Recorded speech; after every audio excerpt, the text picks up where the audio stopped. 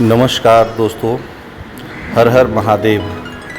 तो हम लोगों ने महाकाल का दर्शन करके रात में यहाँ आराम किया और अब आज सुबह के अभी 5 बज रहे हैं और हम लोग निकलेंगे ओंकारेश्वर के दर्शन के लिए। तो ओंकारेश्वर ज्योतिर्लिंग यहाँ से दूर है, इसके लिए हम लोगों ने एक बस किराए पे लिया है और अभी हम लोग 15-20 जन हैं। सभी लोग इसी बस से सवार होके ओंकारेश्वर के लिए यहाँ से निकलेंगे। तो सभी लोग आ रहे हैं, बस कुछ ही क्षण में हम लोग यहाँ से निकलने वाले हैं। तो आज हम लोग ओंकारेश्वर जा रहे हैं और आप लोगों को ओंकारेश्वर के बारे में पहले मैं कुछ बता दूं, यहाँ के कुछ प्रमुख बातें। तो देखिए, सभी लोग काफ़ी खुश हैं। आपको पता होना चाहिए कि भगवान शिव से जुड़े 12 ज्योतिर्लिंग में मध्य प्रदेश स्थित ओंकारेश्वर का चौथा स्थान आता है। यहाँ पर भगवान शिव नर्मदा नदी के किनारे ओम के आकार वाली पहाड़ी पर विराजमान है। हिंदू धर्म में ओंकारेश्वर ज्योतिर्लिंग को लेकर कई मान्यताएं हैं, जिसमें सबसे बड़ी मान्यता तो ये है कि भगवान भोलेनाथ तीनों लोक का भ्रमण करके प्रतिदिन इसी मंदिर में आकर रात को आराम करते हैं। महादेव के इस चमत्कारी और रहस्यमयी ज्योतिर्लिंग को लेकर यह भी मान्यता है कि इस पावन तीर्थ पर जल चढ़ाए बगैर व्यक्ति की सारी तीर्थ यात्रा अधूरी मानी जाती है। तो आइए हम लोग इस दिव्य ज्योतिर्लिंग के दर्शन को आगे बढ़ते हैं और इसके बारे में थोड़ी और जानकारी प्राप्त करते हैं। तो अब तक यदि आप लोगों ने हमारे चैनल को सब्सक्राइब नहीं किया है तो प्लीज़ जल्दी से इसको सब्सक्राइब कर लें, ताकि अगला वीडियो आप तक सबसे पहले पहुँचे। हम लोग अब पहुँच चुके हैं ओंकारेश्वर मंदिर के काफ़ी करीब। आप तस्वीर में देख पा रहे हैं, ये बगल में नर्मदा नदी बह रही है और इसी पहाड़ी के तराई में ओंकारेश्वर मंदिर है। तो हम लोग अब इस नदी को पुल के सहारे पार करके आगे बढ़ रहे हैं। यहाँ पे देखिए, फूल प्रसाद ये सब बेचा जा रहा है, आप यहाँ से ले सकते हैं। हालांकि ये आप वहाँ चढ़ा नहीं पाएंगे, क्योंकि ये ज्योतिर्लिंग जो है वह शीशे से कवर किया हुआ है और वहाँ आप इसे चढ़ा नहीं पाएंगे। तो मैं तो इसे अभी स्किप कर रहा हूँ, किसी दूसरे मंदिर में चढ़ाने के लिए फूल लूँगा। तो आप देख पा रहे हैं कि यहाँ कितनी भीड़ है। लोग अपने हाथों में कार्टून का टुकड़ा लेकर पंखे की तरह झल रहे हैं। काफ़ी गर्मी है और आज हम लोग यहाँ गंगा दशहरा के मौके पर पहुँचे हैं। तो भीड़ आप देख पा रहे हैं। कल हम लोगों ने महाकाल का दर्शन किया था, जहाँ की भीड़ बिल्कुल ही नहीं थी। हालांकि दोपहर बाद वहाँ भीड़ नहीं होती है, इस कारण हम लोगों ने वहाँ दोपहर बाद पूजा किया था, दर्शन किया था। लेकिन यहाँ के बारे में पहले से जानकारी नहीं थी कि इतनी भीड़ होगी। खैर, जब आ गए हैं तो अब ओंकारेश्वर का दर्शन करके ही यहाँ से निकलेंगे, चाहे जितनी देर लग जाए। देख पा रहे हैं लोग गर्मी से कितनी परेशान हैं। यहाँ लाइन काफ़ी लंबी लगी हुई है, बहुत अधिक नहीं, लगभग 100 मीटर की लाइन है। लेकिन भीड़ इतनी है कि एक एक करके लोगों को आगे बढ़ाया जा रहा है। काफ़ी लंबी लाइन है और इसमें भीड़ आप देख पा रहे हैं। पूरा रास्ता जो है श्रद्धालुओं से पटा पड़ा है। लोग गर्मी से काफ़ी परेशान हैं। तो तब तक मैं यहाँ के बारे में कुछ और जानकारी आप लोगों को दे देता हूँ, ताकि आपको यहाँ के बारे में बहुत कुछ पता हो। आपको बता दूं कि ओंकारेश्वर ज्योतिर्लिंग मध्य प्रदेश के इंदौर शहर से लगभग 78 किलोमीटर की दूरी पर नर्मदा नदी के किनारे स्थित है। यह एकमात्र मंदिर है जो नर्मदा नदी के उत्तर में स्थित है। यहाँ पर भगवान शिव नदी के दोनों तट पर स्थित है। महादेव को यहाँ ममलेश्वर के रूप में भी पूजा किया जाता है। धार्मिक मान्यता के अनुसार ओंकारेश्वर ज्योतिर्लिंग के आसपास कुल 68 तीर्थ स्थित हैं। यहाँ भगवान शिव 33 करोड़ देवताओं के साथ विराजमान हैं। महाशिवरात्रि के अवसर पर इस मंदिर में भक्तों की भारी भीड़ दर्शन और पूजा के लिए उमड़ती है। तो ये एक यहाँ की मान्यता भी है कि ओंकारेश्वर मंदिर में जो भी यहाँ दर्शन या पूजा करने पहुँचते हैं उनके सारे पाप दूर हो जाते हैं। तो आज मैं भी यहाँ पहुँचा हुआ हूँ। अब देखिए ओंकारेश्वर मंदिर के छत पर पहुँचने के लिए अब हम लोग बिल्कुल करीब आ चुके हैं, प्रवेश द्वार पे आ चुके हैं। अब तक हम लोग गली में लाइन में लगे हुए थे। भीड़ कम होने का नाम ही नहीं ले रही है।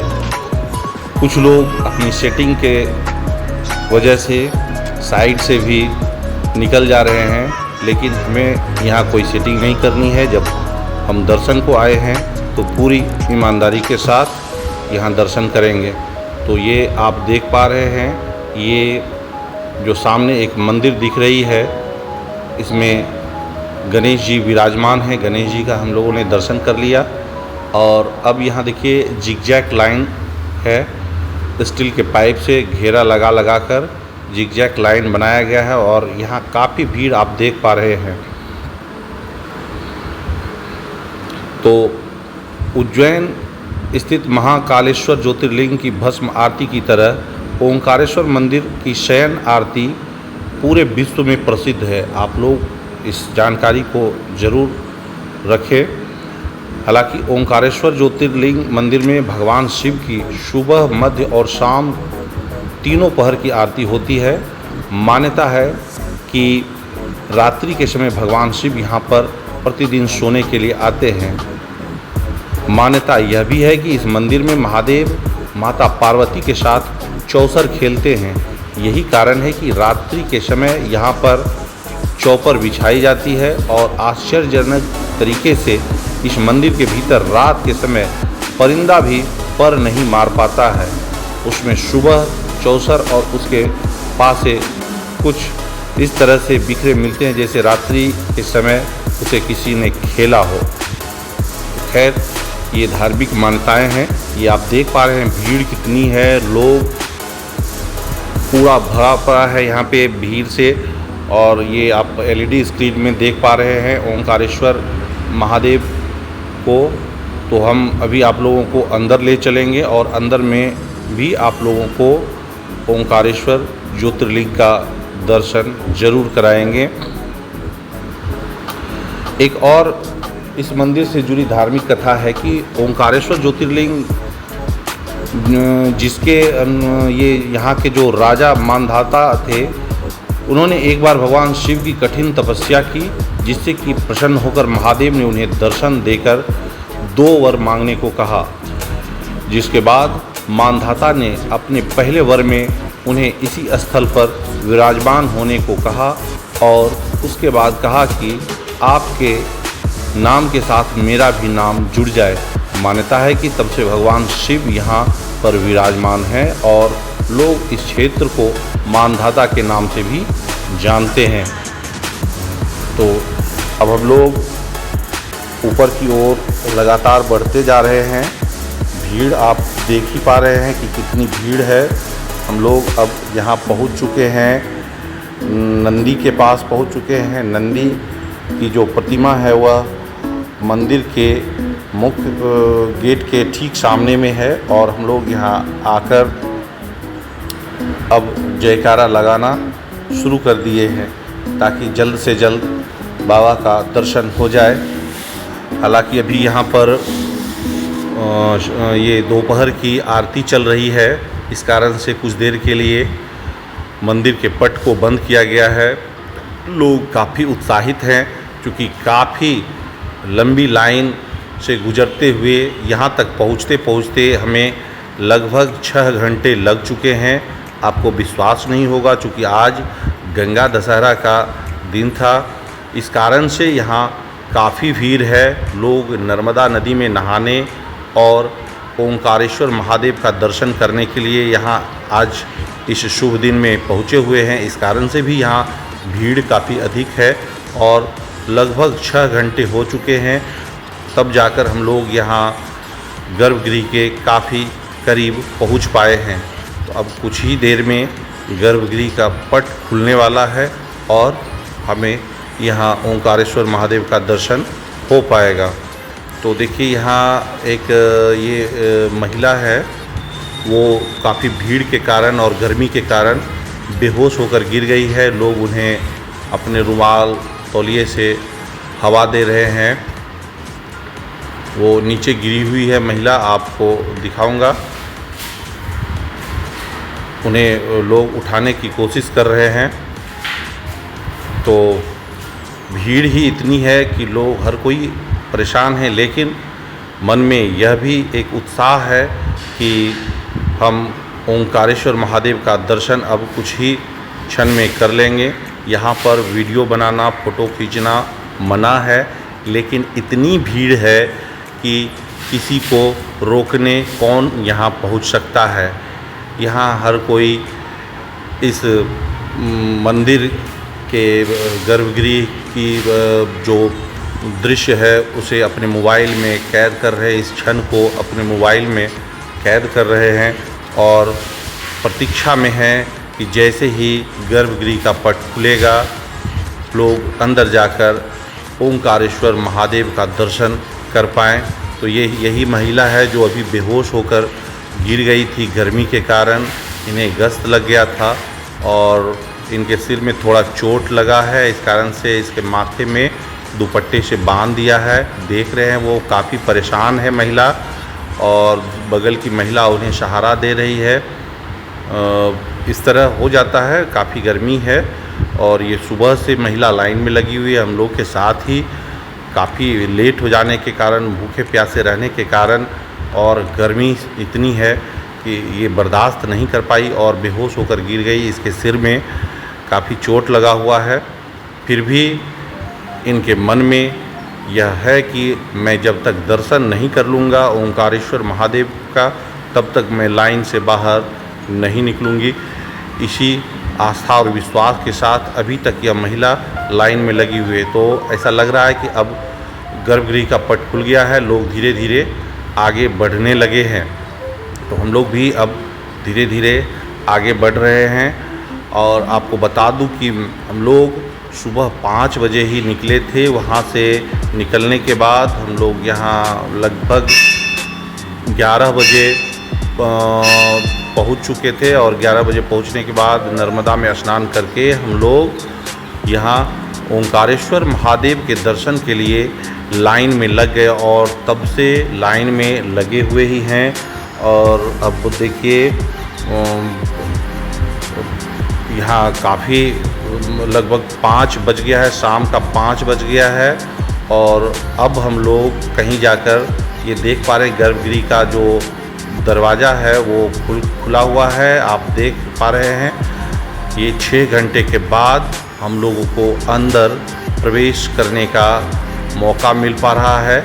काफ़ी संख्या में यहाँ लगभग आज 2 लाख से अधिक श्रद्धालु पहुँचे हुए हैं। हालांकि यहाँ भीड़ तो प्रतिदिन रहती है, लेकिन आज कुछ ज़्यादा ही भीड़ है, अनकंट्रोल है। यहाँ पुलिस के जवान भी इसे नियंत्रित नहीं कर पा रहे हैं और भीड़ लगातार बढ़ते ही जा रही है।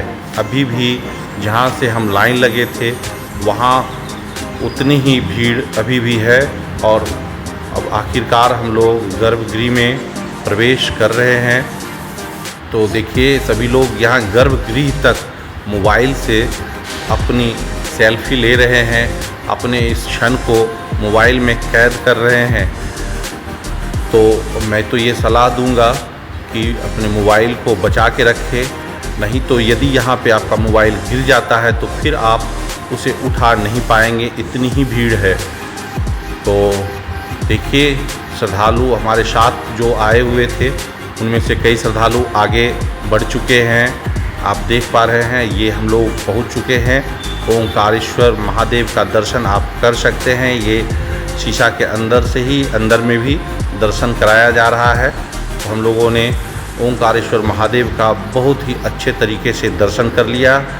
आप लोग भी दर्शन कर सकते हैं। यही है ओंकारेश्वर महादेव जो स्वयंभू हैं। इसे कोई किसी ने स्थापित नहीं किया है, ये स्वयं प्रकट हुए हैं और इसे कोई तराशा नहीं गया है, एक पत्थर की आकृति में है। तो हम लोग दर्शन करके अब बाहर निकल चुके हैं। अब जा रहे हैं हम लोग ममलेश्वर महादेव का भी दर्शन कर लेंगे। तो भीड़ काफ़ी अधिक है। अब मैं मोबाइल बंद कर रहा हूँ। नमस्कार।